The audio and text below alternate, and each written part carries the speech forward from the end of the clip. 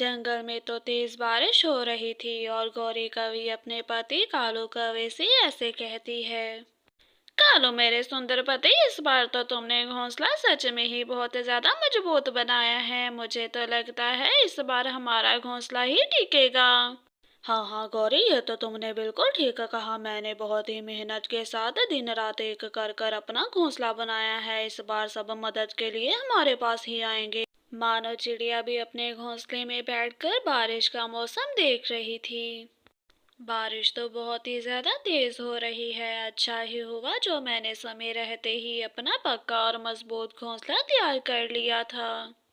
पीलू चिड़े और परी चिड़िया का घर तो तेज हवा की वजह से जोर जोर से हिलने लगा था और परी कहती है, पीलू जी, तेज हवा की वजह से हमारा घर तो जोर जोर से हिलने लगा है। अब आप बताएं कि हम दोनों क्या करेंगे। हाँ परी, ये तो तुम बिल्कुल ठीक कह रही हो, लेकिन मुझे भी समझ में नहीं आ रहा कि आखिर अब हम क्या करें। हमारा घर तो बस टूटने वाला है। पीलू के इतना कहते साथ ही परी और पीलू का घर नीचे गिरकर टूट जाता है और जिसके नीचे परी आकर मर जाती है और पीलू चिड़ा तो जोर जोर से रोने लगता है। ये क्या, परी तो घर के नीचे आकर मर गई। अब मुझे भी जल्दी से यहाँ से उड़ना होगा, इससे पहले कि ये तेज हवाएं मुझे भी मार डालें।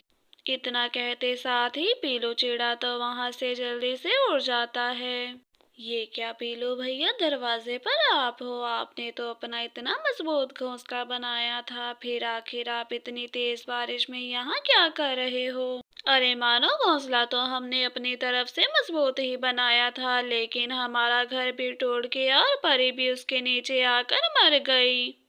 अरे पीलू भैया, ये तो बहुत ही दुख की बात है। चलिए आप घर के अंदर आ जाइए, वरना बारिश में भीगने की वजह से आपका स्वास्थ्य बिगड़ सकता है। तेज बारिश और हवा की वजह से कालू और गौरी का घर भी अब तो हिलने लगा था। कालू, ये क्या, हमारा घोंसला तो हिलने लगा। तुम तो कह रहे थे कि सब हमारे पास मदद के लिए आएंगे। लगता है अब हमें ही मदद के लिए उड़ना होगा। अरे गौरी, अब ये सब बातें छोड़ो और ये सोचो कि अब हमें क्या करना है। ये घर तो मैंने कच्ची मिट्टी से तैयार किया था, इसीलिए तो हिल रहा है। करना क्या है कालू, अब जल्दी से उस छोटी चिड़िया के घर जाना होगा, क्योंकि वही उस जंगल में बेवकूफ है जो हमें मदद करेगी। कालू और गौरी तो अपना घर टूटते साथ ही मानो चिड़िया के घर की तरफ उड़ने लगते हैं। चिड़िया बहन, दरवाजा खोलो। मैं गौरी कवि और तुम्हारे कालू भैया आए हैं। जल्दी से चिड़िया, दरवाजा खोलो।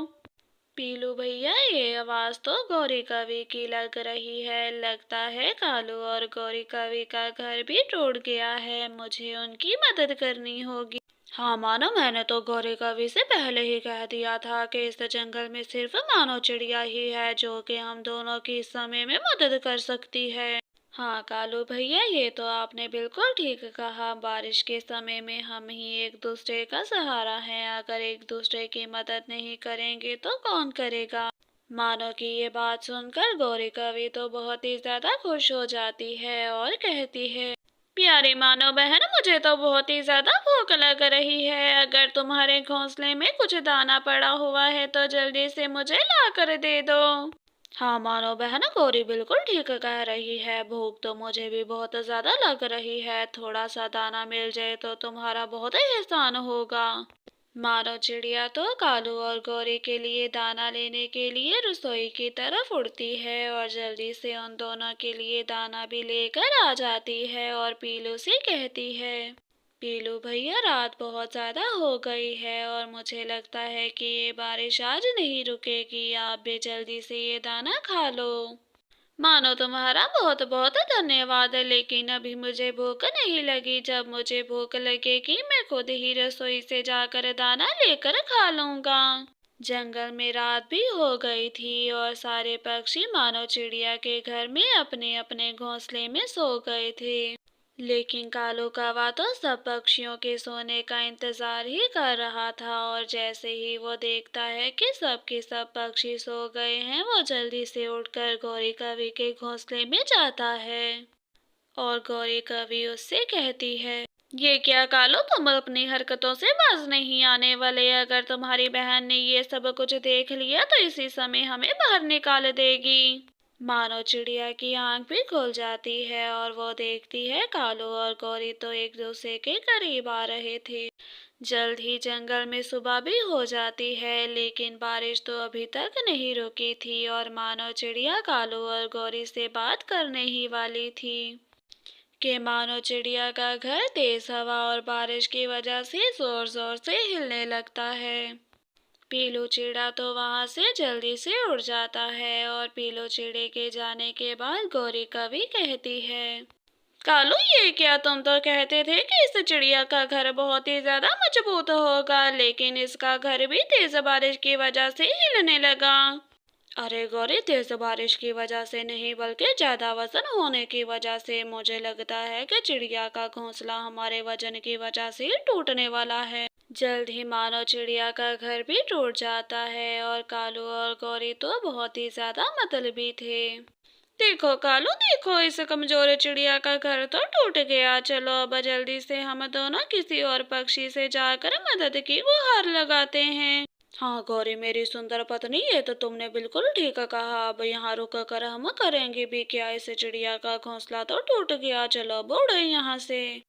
कालू और गौरी तो अपना मतलब पूरा होते साथ ही वहां से निकल जाते हैं, लेकिन बेचारी मानो चिड़िया तो अपने टूटे घर के पास ही उदासपन से बैठी हुई थी और वो सोचती है, कालू भैया और गौरी भाभी तो बहुत ही ज्यादा मतलबी निकली। जैसे ही मुझ पर बुरा समय आया मुझे छोड़कर देखो कैसे दोनों भाग गए। अभी मानो ने इतना कहा ही था कि वहां पर पीलू चिड़ा भी उड़ता हुआ आ जाता है। देखो मानो, मुझे तो पहले से ही मालूम था कि तुम्हारा घर भी बहुत ही जल्द टूट जाएगा, इसीलिए मैं बांस इकट्ठा करने के लिए गया था। अरे पीलू भैया, ये आप क्या कह रहे हो? आपको कैसे पहले से मालूम था कि मेरा घर भी बहुत जल्द टूट जाएगा? ज्यादा वजन होने की वजह से मजबूत घर टूट जाता है और इसी वजह से तुम्हारा ये मजबूत घर भी टूट गया। पीलू चिड़ा जो बांस लेकर आया था, बहुत जल्द ही मानो और पीलू चिड़ा मिलकर उसे एक मजबूत घर बनाना शुरू करते हैं। देखो मानो, आखिर हम दोनों ने मिलकर अपना बांस का घर लगभग पूरा ही कर लिया है। बहुत जल्द हमारा घर मुकम्मल हो जाएगा। हाँ पीलू भाई, ये सब कुछ तो आपकी वजह से ही हो पा रहा है। अगर मुझ पर होता तो मैं कभी भी ये घर मुकम्मल ना कर पाती। जल्द ही मानो चिड़िया और पीलू चिड़ा और जल्दी से काम करना शुरू करते हैं और देखते ही देखते उनका बांस का घर तो मुकम्मल हो जाता है। और पीलू चिड़ा मानो चिड़िया से ऐसे कहता है, देखो मानो बहन, हमारा घर बनकर मुकम्मल हो गया, लेकिन इस बार अगर वो कालो और गौरी आए तो तुम उनको घर में रहने की इजाजत ना देना। पीलू भाई, अब आप परेशान मत हो, मुझे उस कालू और गौरी की असलियत मालूम हो चुकी है और अब मैं उनकी मदद नहीं करूंगी। कुछ ही समय के बाद कालू और गौरी भी वहां से गुजरते हैं और मानव का घर देखकर कहते हैं, देखिए कालू जी, देखिए हमारी मानो बहन ने कितना सुंदर घर तैयार कर लिया। चले अब जल्दी से मानो बहन के घर चलें। हाँ मानो मेरी प्यारी बहन, जल्दी से अब हम दोनों के लिए दरवाजा खोलो। देखो तो सही, हम बारिश में पहले कैसे भीग रहे हैं। जल्दी से दरवाजा खोलो। नहीं कालू भाई, इस बार मैं आपके लिए और गौरी कवि के लिए दरवाजा नहीं खोलूंगी, ताकि आपको अपना काम करने की आदत हो पाए। कालू और गौरी को समझ में आ जाता है कि अब मानो उनकी मदद नहीं करेगी और वो वहां से उड़ जाते हैं। देखा मानो, मुझे तो पहले से ही मालूम था कि वो कालू और गौरी एक बार फिर से तुम्हें बेवकूफ बनाने के लिए जरूर आएंगे। नहीं पीलू भाई, अब मुझे उन दोनों की असलियत मालूम हो चुकी है और मैं चाहती हूँ कि वो वैसे भी अपना काम खुद करना सीख पाएं। अरे मानो, ये दिन तो हमारी जिंदगी में नहीं आने वाला, क्योंकि कालू और गौरी तो अपना काम खुद कर लें ऐसा तो कभी हो नहीं सकता। कालू और गौरी तो बारिश में वैसे ही एक जगह बैठे भीग रहे थे, क्योंकि कोई काम करना तो उनको अच्छा ना लगता था और दूसरी तरफ पीलू और मानो चिड़िया अपने सुरक्षित घर में बैठे हुए थे।